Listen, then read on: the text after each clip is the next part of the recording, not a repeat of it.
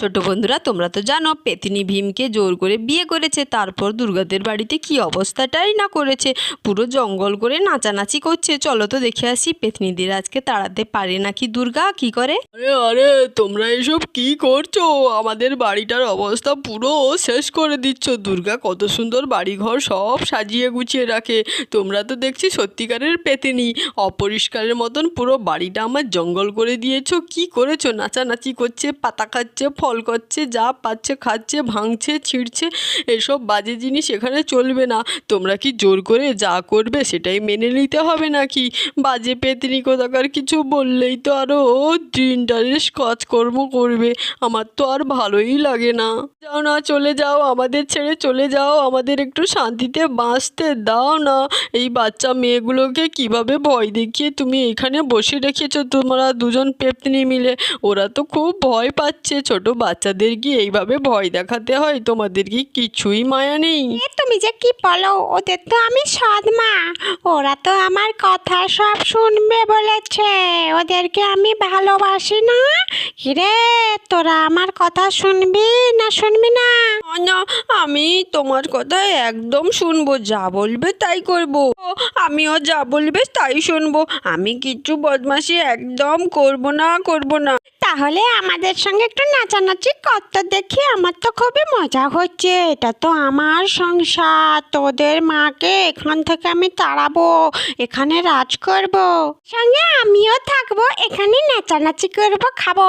এখানে সব কি পরিষ্কার, আমার ভালো লাগে না এগুলো একদম। চল চল, ভালো করে অপরিষ্কার করি, চারিদিকে ভাঙাভাঙি করি, না হলে ভালো লাগবে না।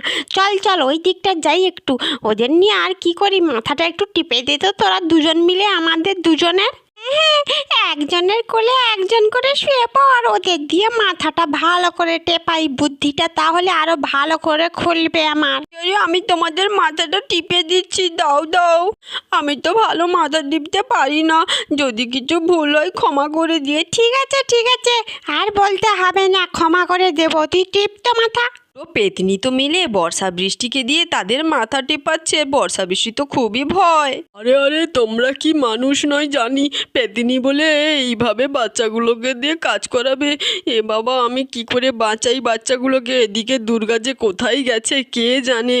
আরে দিদি, আর বলো না, বাড়ির যা অবস্থা, আর আমার বাড়িতে থাকতেই ভালো লাগে না। আরে তুই এইভাবে টেনশন করিস না, আমি যে বুদ্ধিটা দিলাম ওই বুদ্ধিটা কর। যদি পালাই তো পালাবে, না হলে আর কিছু করা যাবে না, ভাবিস না। ঠিক অসুবিধা থেকে সুবিধা করবই।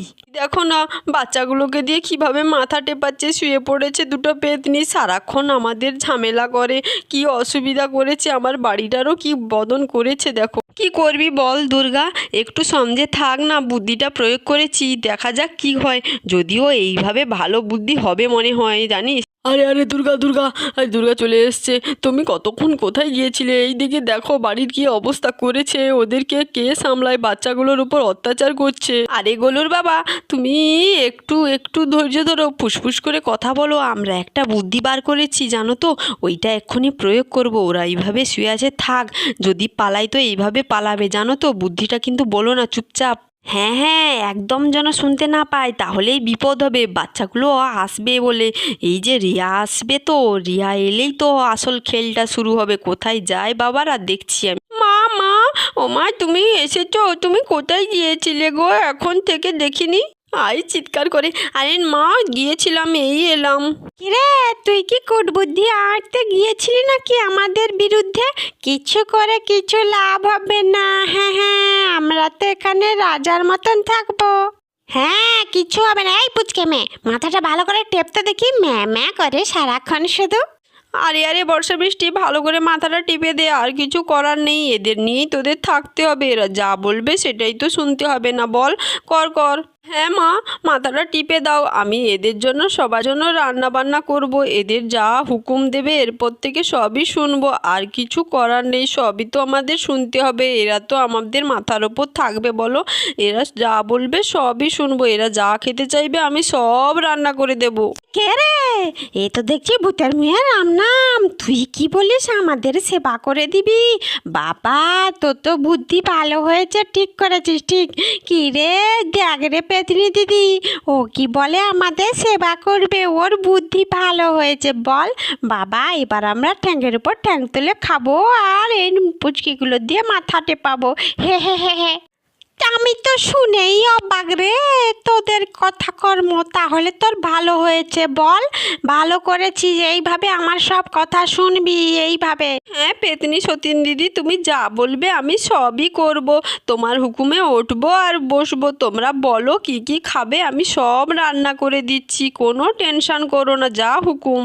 তাহলে আজকে বানাবি কি বলতো? আমি তো ভাবতে বিরিয়ানি বানাবি, মোগলাই বানাবি, তারপরে ব্যাঙের চচ্চড়ি, আরশোলার শুঁয়াপোকার চচ্চড়ি। ঠিক আছে, তোমাদের আরশোলা শুয়াপোকা খাওয়াচ্ছি, দাঁড়াও না, একটু পরে মজা দেখাবো আমি। আমার তো খুবই ভয় করছে। এইভাবে যদি সিংহ নিয়ে ভয় দেখাতে গিয়ে আমায় যদি পেতনিগুলো তুলে আছাড় মারে, কি যে হবে, আমার গায়ের সব হাড় ভেঙে যাবে। তোমার কি একা ভয় করছে? আমাদের তো ভয় করছে, কিন্তু বর্ষা বৃষ্টি দিদিদের তো বাঁচাতেই হবে, বলো, ওটা তো করতেই হবে, কিচ্ছু করার নেই, না হলে ওই পেতনিগুলো পেয়ে বসবে। হ্যাঁ গো, ঠিক কথা বলেছো রুনু দিদি, পেতনিগুলো এত এত বাজে না।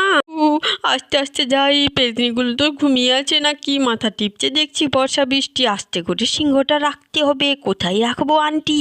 আরে আন্টি বলো বলো, কোথায় রাখবো? না হলে পেতনিগুলো তো দেখে নিলে একটু ডিস্টার্ব হয়ে যাবে, তখন আমাদেরই পেতনি বানিয়ে দেবে।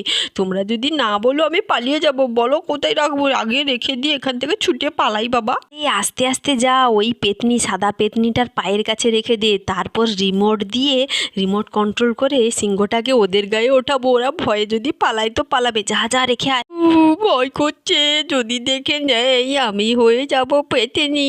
ওরে বাবা রে, এইখানে রেখে দেই সিংহ মামা, তুমি এখানে বসে থাকো, তারপর আমি ছুটে পালাই। বাবা বসে দিয়েছি, রিমোটটা তোমরা রেখো, আমি রিমোট রাখবো না, রিমোট দিয়ে কন্ট্রোল করো।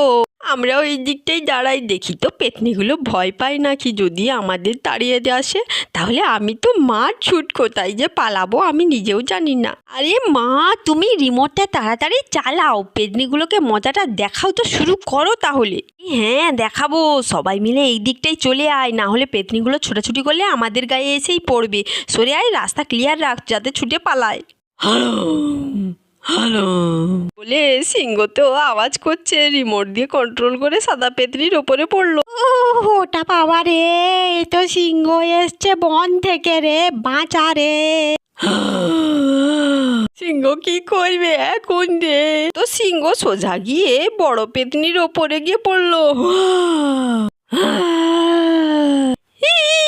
ওরে বাবা রে, সিংহ এসছে রে, আরে মাংস খেয়ে নেবে রে, এখান থেকে পালা রে, ছুট দে রে, বাঁচা রে, কে আছিস বাঁচা। আরে ছোট পেতনি উঠে পড়, পেতনি রে পেতনি, তুই পেতনি, তোর জন্য আজকে আমি সিংহকে খেয়ে নেবো। কি সিংহ আমায় খাবে বলছে রে? ওর তো সিংহ আবার লাফ দিল তাদের ওপর। ছেড়ে দে, পালাই এখান থেকে, ছুটে পালাই রে বাবারে বাবা। আবার সাদা পেতনিকে ধরলো। আর এখানে থাকা যাবে না, এখানে গেলে আমার প্রাণটা নিয়ে নেবে। আমি তো পেতনি, আমি আর ভূত নয় তো রে, ছুটে পালাই রে এখান থেকে। আর চল, শুয়ে পড়ে আছিস কি, উঠে পড়, না হলে সিংহ এসে এমন ছোটাবে, কোথায় যে যাবি খুঁজে পাবি না। হ্যাঁ রে, তাড়াতাড়ি চল পালাই এখান থেকে, এদিকে আর আসবো না। আরে আরে, দেখবে এসো, সিংহটা সত্যি সত্যি ভেবে পেতনিগুলো কিভাবে পালিয়ে গেল। ছুটছে, ওরা কেমন ভাবে ছুটছে দেখো। পালা রে পালা, আর বিয়ে করবো না, এদিকে আসবো না রে, তোর জন্য এসেছিলাম, চল। ওরে বাবারে, সত্যি তো পালালো। আমি ভাবলাম পেতনিগুলো আমাদের উপর আক্রমণ করবে, না পেতনিগুলো তো নিজেই পালালো। এইটা যে সত্যি না বুঝতে পেরেছিলাম কখন জানো, এইটা তো আমার রিমোট কন্ট্রোল সিংহ, তুই কি জানিস না নাকি? তাই তো বুঝতে পেরেছি। বাবা আমার ভয় পাচ্ছিল, চাপা আন্টির বুদ্ধিটা তাহলে কাজে দিল বলো। আরে আমি তো ভেবেছিলাম ওই সিংহকে এইভাবে ভয় না দেখালে রিমোট কন্ট্রোল দিয়ে তাহলে পেতনিগুলো পালাবে। ভাবলাম যে এটা একবার ট্রাই করি। সত্যি পেতনিগুলো পালালো। দুর্গা নে গদ্দ তার পরিষ্কার করে নে, যা জঞ্জাল করেছে চারিদিকে তোর বাড়ি। বলো না, এই পেতনিরা যেই গেছে আমার মনটা শান্তি। এই কদিন আমার উপর যা ধকল গায়ে গিয়েছিল বাবা। থ্যাংক ইউ দিদি, তোমার যা বুদ্ধি, তোমার বুদ্ধির জোরেই আমার এই সংসারটা আবার ফিরে পেলাম। তাহলে বলো আমার মায়ের বুদ্ধিটা কেমন? আমার মায়ের বুদ্ধিটা তাহলে ফাটাফাটি। মা জিন্দাবাদ, আমার মা জিন্দাবাদ। চাপা আন্টি বলো সবাই, চাপা আন্টি জিন্দাবাদ। আমার মা ছিল বলে পেতনি গাছ আর চলে গেল। আরে আমি কদিন খেতে পারিনি, ঘুমোতে পারিনি এই পেতনিগুলোর জ্বালায়। আজ রান্না করো, ভালো করে খাওয়া দাওয়া করি, একদম থাকতেই পাচ্ছিলাম রাউফ। পেতনিগুলো সবাই তো চলে গেল, এরা তো স্বস্তি পেলো। তাহলে আজকের গল্পটি কেমন লাগলো? ভালো লাগলে লাইক করো, কমেন্ট